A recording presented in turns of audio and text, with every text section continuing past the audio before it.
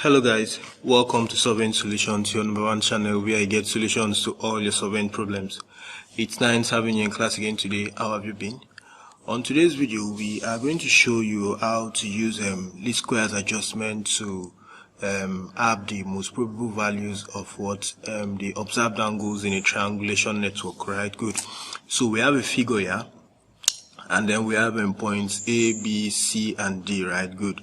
And then we also have different observed angles. We have angle 1, angle 2, angle 3, 4, 5, and 6, right? Good. So these are the observed values of those angles. What we want to do on today's video is that we want to use least squares adjustment to get the most probable values of these angles. Good. So before we begin, please you need your writing materials, and then you need a calculator because we are going to have quite some calculations, right? Good. So the first thing is that when you look at this figure, you can see two triangles. You can see triangle A, B, and D, and then you can also see triangle A, C, and D, right? Good. And you know, basically in our basic mathematics, the sum of angles in a triangle must be equal to what? 180 degrees, right? Good. So before we proceed, let's just use this as a check. Now take your calculator. For triangle A, B, and D, we've seen that we have angles 1, angle 2, angle 3, and angle 4, right? Good. So now take your calculator and sum angle 1, 2, 3, and 4 if you are going to have 180. So when you've done that, keep the value. If it is 180, there's no problem. If it's less than 180, there's no problem. Even if it's greater than 180, there's no problem, because we are going to get back to that, right? Good. Similarly, you can do that for angle for triangle ACD. So the angles involved are what? Angles 3, 4, 5, and 6. So sum those four angles and see if you're going to have 180. So if you don't have 180, which is most definitely the case, then that's why we carry out the adjustment of these observed angles, so that we can have the MPVs, which will definitely add up, or let's say sum up, to give us 180. So that's just a preamble. Now the most probable values of the angles in the different triangles, that's triangle ABD and ACD, are denoted as this. Now we have A cap, or let's say A prime, theta 1 cap or theta 1 prime. Now this expresses, or this represents when the angles are adjusted, right? Good. So when the angles are adjusted, their sum is 180. So adjusted theta 1, adjusted theta 2, theta 3, theta 4, the sum of those four is supposed to give you 180, which we are going to check towards the end of the video, and then we are going to confirm. I believe that you've summed these 1 to 4, and then you also have your value now, right? Good. And I know that you have confirmed that it's not 180, right? Good. So same thing for the second triangle, which is ACD. So the angles involved are 3, 4, 5, and 6, right? Good. So for those 3, 4, 5, and 6, for the adjusted, which has the cap, or let's say the prime, their sum is 180. Now we know that no measurement is exact, right? Good. Every measurement has a degree of error. That's what least squares adjustment tries to do. Try to detect, reduce it to the barest minimum, right? Good. So we have believed, or we know, that these observed angles here have their own errors in them. So for this angle 1, it has its error. For angle 2, there's an error down to angle 6. Good. So having established that, let's now write the observed angles in relation to their residuals, or let's say the errors that are observed with them, right? Good. So for angle 1, or let's say for triangle ABD, for angle 1, this is the residual. For angle 2, this is the residual. So the residuals are represented with V1 to V6, because we're having 6 angles that were observed, right? Good. So for the observed angle 1, we have V1. For the observed angle 2, we have V2. Angle 3, V3, angle 4, V4, right? Good. So because we are working with triangle ABD, these are the 4 angles, and then alongside their corresponding residuals, and that will now give you the 180. Because when you added the angles alone without the residual, you did not get 180, right? No, you won't get it, because there are residuals that are supposed to be added to those observed angles that will give you the 180, and that's the essence of the adjustment. So the angles plus their corresponding residuals will give you 180. Now if we are trying to collect like terms, that's by bringing all the residuals to one side. So we would have V1, V2, V3, V4 towards the left hand side, and then we are now going to have all the angles, which are what? Angle 1, angle 2, angle 3, angle 4, and our 180 on the right hand side. So what do we mean by that? So by the time we collect V1, V2, V3, and V4 towards our left hand side, the whole of these other angles, which is angle 1, angle 2, angle 3, and angle 4, are going to move to the right hand side to come and meet what? 180. So when it moves, it turns to what? Negative. And remember that there is a bracket here, which means this negative sign affects everything that is in this bracket. However, for us to have something in a simplified format, we have decided to put everything in a bracket, right? Good. So remember that we've made this our equation 1. We are going to refer to it as we proceed.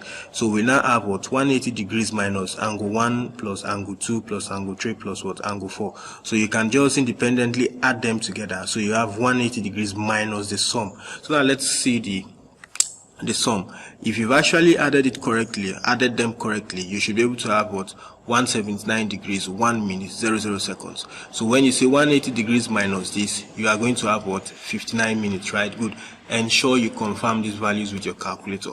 So now this 59 minutes is actually what? The difference between the sum of these angles, or the sum of the angles in this triangle, and what? 180, which shows that the sum of angles in this triangle is not equal to what? 180 degrees. It is actually different by what? 59 minutes.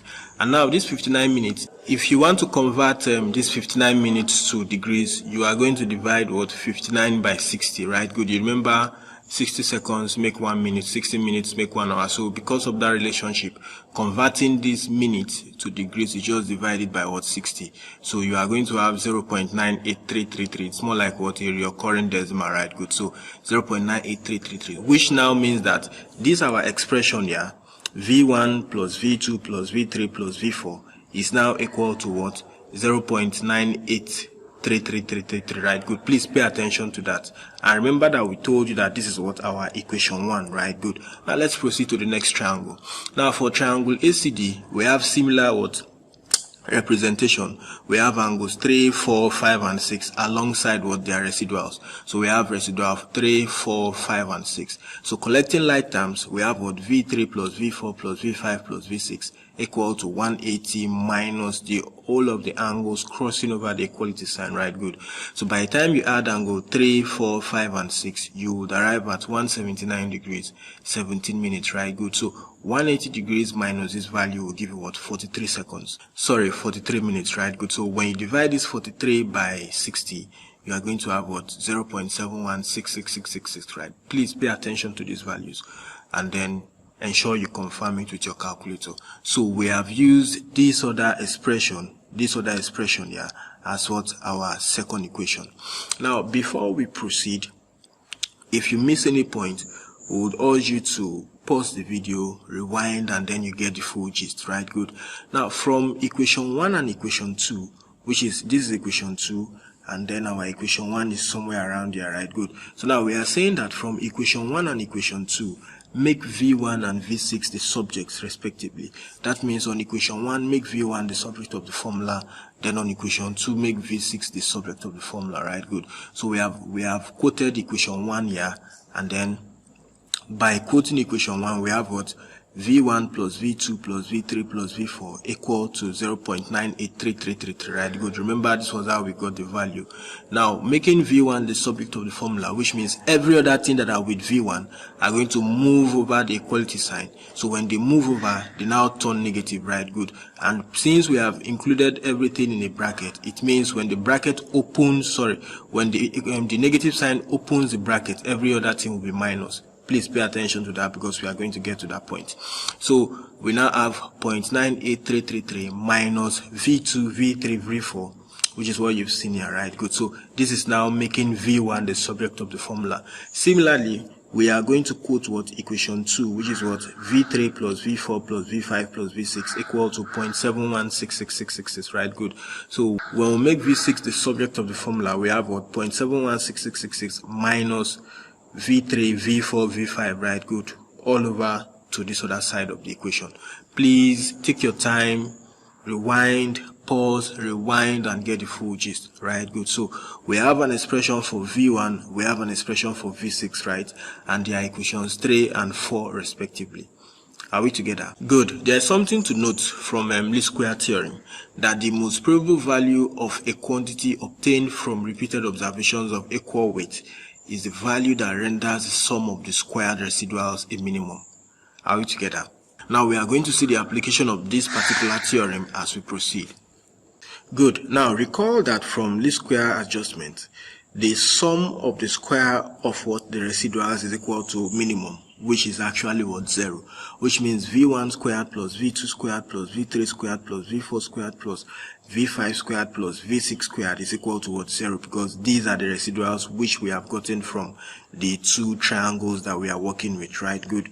So this is for the first triangle, and then I guess this is for what? The second triangle, right? Good. So the sum of the squares of the residuals is equal to minimum, and then the minimum is what? Like 0, and then it's being denoted by this what? This sign here, right? Good. Now, having established that fact, let us now pay attention to something. At this point, the solution is getting more interesting, so you need to pay very good attention. Now, in this case, let's now substitute what? Equations 3 and 4 into equation 5. Remember, we have an expression in equation what? We have an equation 3 here that that has v1 as a subject, and we have an equation 4 that has what? v6 as a subject, right? Good.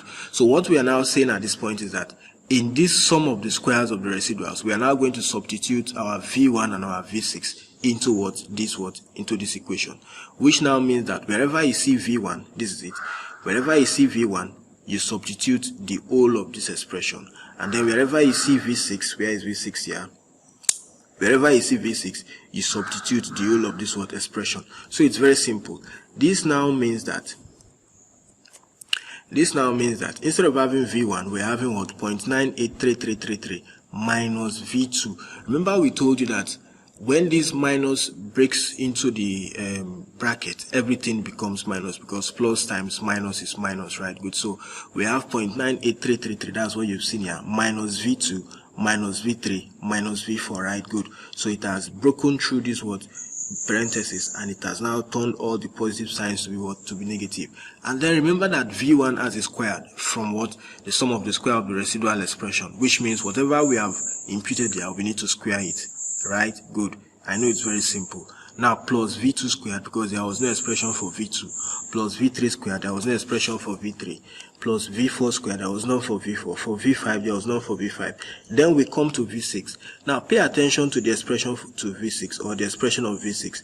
The expression of v6 states that what? 0.7166666 minus v3 minus v4 minus v5, right? Good. So by the time you substitute it, you have what? 0.716666 minus what? v3 minus v4 minus v5 all squared, and then they are all equal to a minimum, which is actually what? 0. Please, if you miss this point, we encourage you to always pause your video, rewind, so that you can get the full gist. We want to carry out partial differentiation. That's a bit of calculus, right? Good. So we want to differentiate this expression, this last expression we just got. We want to differentiate it with respect to each of what? Those residuals that we don't have any expression for, which is what? From v2 to v4. Remember, we have an expression for v1, which is this, and then we also have an expression for v6, which is this, right? Good. But we don't have for v2, for v3, for v4, and for v5. So we are going to differentiate this particular equation here with respect to what? The different residuals that we don't have expressions for, right? Good. Now before we do that, let us look at this note.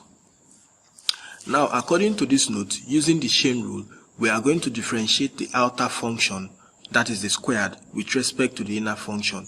Then we multiply by the derivative of the inner function with respect to what? v2, v3, v4, and v5. What do we mean by that? We are going to explain it now. Now, let us look at this our expression here. In this our expression, we have seen that from the sum of the squares of the residual, we have what? v1 squared, v2 squared, v3 squared, v4 squared, v5 squared. Not almost all of the residuals are what? They are all squared, right? Good. And they are equated to 0, which means we have a function of square outside of the bracket. So we are going to differentiate that function. Then when we differentiate it, according to what? The chain rule, we are going to differentiate the outer function with respect to the inner function. then multiply it by the derivative of the inner function with respect to what? To the different derivatives, sorry, the different residuals that we are considering, right? Good. So when we are trying to work with V2, if we look at the first item in our formula, the first item is actually V1, but V1 is now represented in terms of what? This expression. So when we look at this, our first item, and then we are differentiating it with respect to V2, we now see that this our first item as V2, which means we are going to differentiate this item. Is that not good? So for us to differentiate this item, we have a square, so we are going to differentiate the outer the outer function first. So if you want to differentiate any element, or if you want to differentiate anything that are squared, the power will multiply the coefficient, right? Good. So when the power multiplies the coefficient, the power here is 2, and then the coefficient here is 1. So what? 2 times 1 will give you what? 2, and then there will be no power here again, right? Good. So that's what you've seen here. That's this 2 here, and you can now see that the power here has been eliminated. So we now have 2 into 0.98333 minus V2 minus V3 minus V4. We now close the bracket. Then the other part of it is now saying that we now multiply by the derivative of the inner function with respect to V2, because we are actually differentiating with respect to V2 now. So we now multiply by the derivative of the inner function with respect to what? V2. So that is what? This multiplication now. So how do you multiply it with what? The derivative of the outer function of the multiplied by the derivative of the inner function. The inner function here is what? V2. Remember that since we are differentiating with respect to V2, and then there is a V2 here, so the power of this V2 is 1, right? Good. And the coefficient of this V2 is minus 1. So when this power multiplies this coefficient, you are going to have what? Minus 1, right? Good. So that's where you see this minus 1. Please, if you pause it, sorry, if you miss it, pause the video and then rewind, right? Good. So that's where you see this minus 1. Then plus 2V2. How do we get this 2V2? When you come down to the next item, because you know this is the first item, this is the second item, the third, fourth, fifth, and sixth item, right? Good. So when you come down to the second item, you are going to see that the second item is actually having V2, which means we are going to differentiate it, right? Good. So remember we told you that the square multiply the coefficient, so it will now be what? 2 times 1, which is what? 2. Right, so you now have what? 2V2, that's this 2V2. So when you differentiate a constant, you have 0. All of these other ones are constant because we are not differentiating with respect to them at this point. We are only differentiating with respect to V2. So any other thing that does not have V2 is a constant. And when you differentiate a constant, you have 0. That's why you don't see anything about V3, V4, V5, or maybe V6, right? Good. And even in this V6, since there is no V2, we are not going to differentiate with respect to V2. So any element here or any item here in this our formula that has V2, that is what we are differentiating with respect to. Are we together? So by the time we now simplify this expression, this minus 1 is going to multiply these two. So minus 1 times 2 will give what? Minus 2. Then we now rewrite whatever we have in our bracket, which is 0.98333 minus V2 minus V3 minus V4, right? Good. Then plus this 2V2 equal to 0. So we now use this minus 2 to what? To open the bracket. So by the time you open the bracket, you have what? Minus 2 times 0.98333. So you are going to have something like 1.9666, right? Good. Then minus 2 times what? Minus 2V2. You are going to have what? Plus 2V2. You have minus 2 times what? Minus V3. So you are going to have 2V3. Same thing as what? Minus 2 times what? V4. You are going to have what? Plus 2V4. Then you have plus 2V2, right? Good. Which is what we have been carrying along from here. So what we are now going to do is that we are still simplifying further. If you look closely, we have a V2 here, and we also have another V2 here. So we have two V2s. So this 2 plus 2 is going to give you 4. So we have what? 4 V2. And then we only have what? 1 2V3, which is what? This 2V3. And then we also have 1 2V4, which is what? This 2V4. So since there is a 0 here, when this minus 1.966 crosses over the equality sign, it becomes positive. So we can now equate everything to what?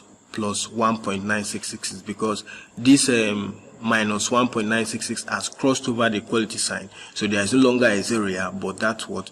1.9666. So we now see that we can divide through by 2 just to have a more simplified value.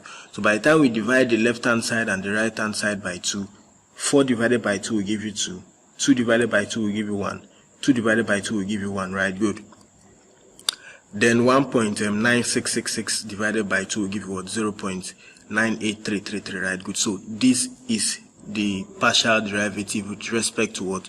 To V2. We are going to do that with respect to V3 now. Please pay attention. If you miss it, we would always encourage you to pause, rewind, and you are going to get it right. Good. So we are still differentiating. This is our equation now with respect to what? To V3. Now if you look at the first item actually has V3, which means we are going to differentiate it, right? Good. And the instruction is that we are going to differentiate the outer function first, right? Good. So differentiating the outer function, which is squared, which means we are multiplying this 2 by the coefficient, so it becomes what? 2 times everything we have inside this bracket. Now multiplied by what is now the inner function. The inner function is what? V3. However, this V3 has a negative sign, minus V3. So when you differentiate minus V3, you have what? Minus 1, right? Good. So that's where you see this minus 1. Plus, we now come down to this. This second item does not have V3, therefore we are not going to differentiate it, or even if we differentiate it, it's a constant. So when you differentiate a constant, you have what? 0, so we leave it out. But when you come to the third one, it's actually V3, so we can differentiate it because we are differentiating with respect to what? To V3, right? Good. So when you differentiate this V3 squared, you have what? 2V3. That's what this 2V3 you've seen here, right? Good. Now we can't differentiate V4 because it's a constant. We can't differentiate V5 because what? It's a constant. Now when we come down to this, our sixth element, or our sixth item rather, in the equation, we are going to see that there's a V3 in it, which means we are going to differentiate it. But before ever we differentiate down to that V3, we must differentiate the outer function, which is the squared, right? Good. So by the time we differentiate the outer function, this squared will multiply what? This coefficient, which is what? 2 times 1, which is what? This 2. Then we are going to write every other thing that is inside what? The bracket, which is what? 0.71666 minus V3 minus V4 minus V5, right? Which is what we've written. Then we are now going to differentiate the inner function with respect to V3. So differentiating the inner function, which is what? This V3 here. So remember there's a minus sign in front of V3. So we have what? Minus V3. So we are going to have what? Minus 1 as what? The derivative, which is what? This minus 1 you've seen here. Remember that we are not differentiating with respect to V4, so we don't have anything to do with V4, we don't have anything to do with V5, so they are both constants, and their derivatives are what? Equal to 0. Are we together? Please, if we are too fast, pause, try to slow it down and get it, because it's very, very simple. Are we together? Good. Now, having established that, we are now going to simplify further. So we have this minus 1 multiplying this 2, and we also have this minus 1 multiplying this 2. So when this minus 1 multiplies this 2, we have minus 2 multiplying the whole of this bracket plus 2V3, right? Good. Then we have this minus 1 multiplying this 2. We have what? Minus 2 what? Into the whole of this bracket, all equal to 0. So we are going to open the bracket. So we have minus 2 times 0.98333 will give what? Minus 1.9666. Minus 2 times minus V2 will give you what? Plus 2V2. Minus 2 times minus V3 will give you plus 2V3.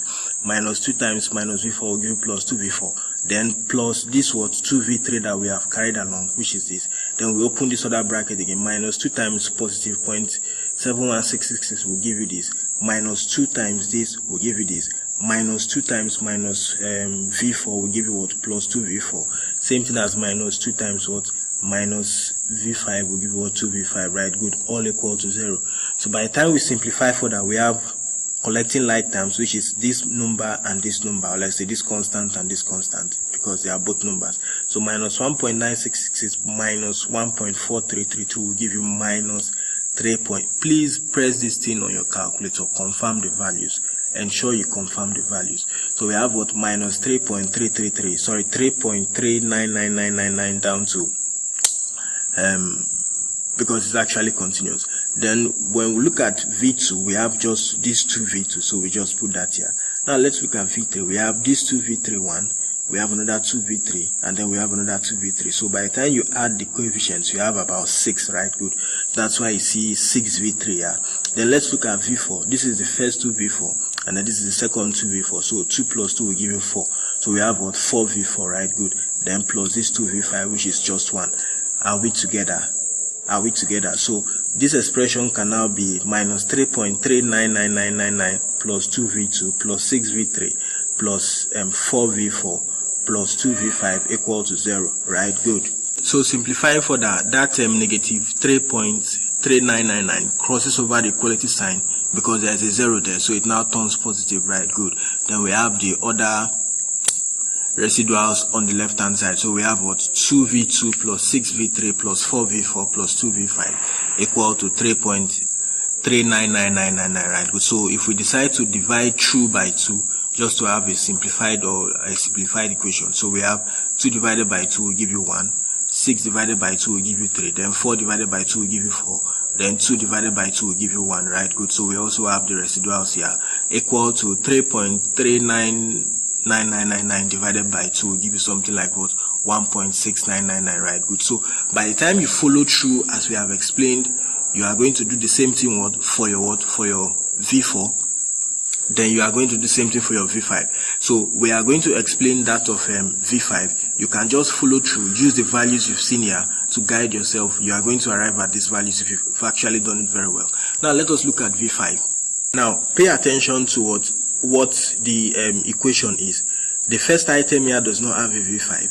The second item does not have a V5. The third item does not have a V5. The fourth item does not have a V5. So V5 is only for what? This V5 squared, and then this other sister item that has what? A V5. Which means by the time you are differentiating it, I know you've guessed it right. So we are going to have what? 2V5, then plus, because there is no other bracket that we are going to multiply it with, plus, then we also have this what? Other item in this particular sixth item that is in a bracket. So we are going to differentiate the outer function first, right? Good. So remember, we now have what? 2 multiplied by the whole of this what? The whole of this bracket multiplied by what? -1, because we are going to differentiate V1, right? Good. V5, which is now going to give us -1, right? Now let's go to the other page. As we've explained earlier, when you differentiate V5 squared, you have what? 2V2. Then when you differentiate the other bracket, you have what? 2 into 0.71666 minus V3 minus V4 minus V5. Then when you now differentiate the inner function with respect to V5, you now have what? -1. So you now multiply it by this. So as we've been doing it, -1 multiplying this 2 will give you what? -2. Then multiplying the whole of the elements or the items in what? The bracket, right? All equal to 0. So simplifying further, -2 multiplied by 0.71666 will give you what? 1.4333. Then -2 multiplied by V3 will give you what? +2V3. -2 multiplied by V4 will give you +2V4. -2 multiplied by V5 will give you what? +2V5, all equal to 0. So we are trying to collect all the like terms, so all the constants will come to the what? The left hand side. So we now have something like 2V3 plus 2V4 plus what? We have what? 4V5, because this is 1V5 and then this is another V5. So we have what? 4V5. All equal to this negative sign crossing over the equality sign becomes positive, right? Good. So we have what? This formula. However, this equation rather. However, we can still decide to divide through by what? By 2. So if we divide through by 2, 2 divided by 2, 1. 2 divided by 2, 1. 4 divided by 2 will give you 2. Then 1.47333 will now give you what? 0.71666. Please, if you've gotten to this point, you've actually done fantastically well. We are almost through to the end of the video. Now at this point we have 4 equations with 4 unknowns. So we are going to write out the equations. This first equation was gotten when we did it with respect to V1. This was gotten when we did with respect to V2, V3, V4 and what? V5, right? Good. So these are the 4 equations. Now we have simultaneous equation here, and then we are going to solve it simultaneously. And we've said here that we can solve this system of equation using any method of solving simultaneous equations, right? Good. So we are now going to use the matrix method, and we are going to use Excel as the tool. Good. So we are now on Excel. We have actually extracted the different coefficients, and the different coefficients in the equation have become what? The elements of what? Of matrix A. Then the elements of matrix X are what? The unknown, right? Good. Then the constants, which are the numbers that are on the right hand side, are now the elements of what? Matrix B. So you can, if you've actually written it out, you can confirm it. So remember that for equation 1, we have what? 2V2 plus 1V3 plus 1V4. There was no V5, that's why we have what? 0 here, right? Good. Then for equation 2, we have what? 1V2 plus 3V3 plus 2V4 plus 2V5, and it's actually equal to what? 1.69995. Then the other one is equal to 1.9832. So that was how what these matrix, these elements of the matrix were populated, right? Good. Now there's an expression in a matrix that when you have A times X equal to B, and you need X, there is a notion here, a matrix notation, that what? A multiplied by X will give you B, right? Good. What if you now need X? Your X will now be what? A inverse multiplied by what? By B. For us to now have x, we are going to multiply the inverse of a by what? By b. So by the time we do that, we are now going to have the values of x. So how do we do that? Since we have populated matrix A, the next thing is for us to now get the inverse. So since matrix A is a 4 by 4 matrix, let's actually highlight a 4 by 4 array. So this is something like this, equal to M inverse. That's what we are going to use on Excel. It returns the inverse matrix of a matrix stored in an array. So we just do that. Then this is the matrix that we need. Then we say what? Control Shift Enter. Right, good. So it has returned the inverse of this our matrix A, which is actually what is written here, or let's say what we have gotten here. Right, good. So that's that. Then the next thing is now for us to multiply this inverse which we've gotten by this our matrix B. Right, good. So that will now be matrix multiplication. So if you know the row in one matrix must be equal to the column of the other matrix. That is when two matrices can be multiplied, right? Good. So those are just some basic things. So since we want to multiply matrix, we have what? M mult. Now M mult returns the matrix product of two arrays, right? Good. So we just double click on that. Remember that the order is very, very important. B multiplied by B multiplied by A inverse is not the same thing as A inverse multiplied by B. So remember the order is what? A inverse, which is this, multiplied by what? B. Right, good. And it will now return what? The values of what? Our V1, our V2, V3, V4, and V5. So Control Shift Enter. So these are now what? The values of what? Our V2 down to what? To V5, as you can see them here. Now these values are in what? In decimal. Let's say in decimal.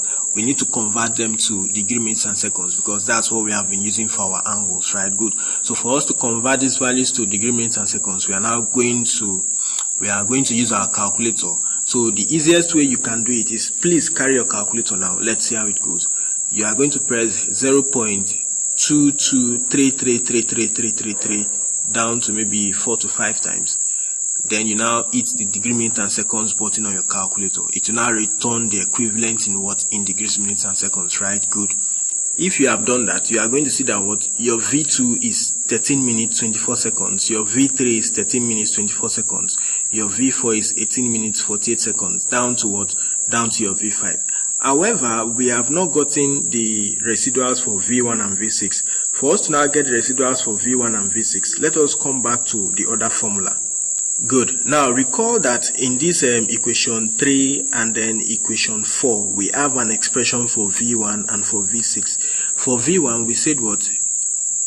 It is 0.98333 minus V2 minus V3 minus V4. Right, good. That's for V1. However, for V6 is actually what? 0.71666 minus V3 minus V4 minus V5. Right, good. So we are going to use this equation to now get the residuals for V1 and V6. Remember that we have gotten the residuals for what? For V2 down to V5, but we are trying to get that of V1 and V6. So we are going to use this formula, which is what? 0.98333 minus V2 minus V3 minus V4 to get V1. And then we are going to do the same thing for what? For V6, right? Good. So we are going to use Excel.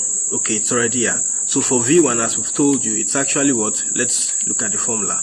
V1 is actually what? 0.98333 minus V2 minus V3 minus V4, right? Good.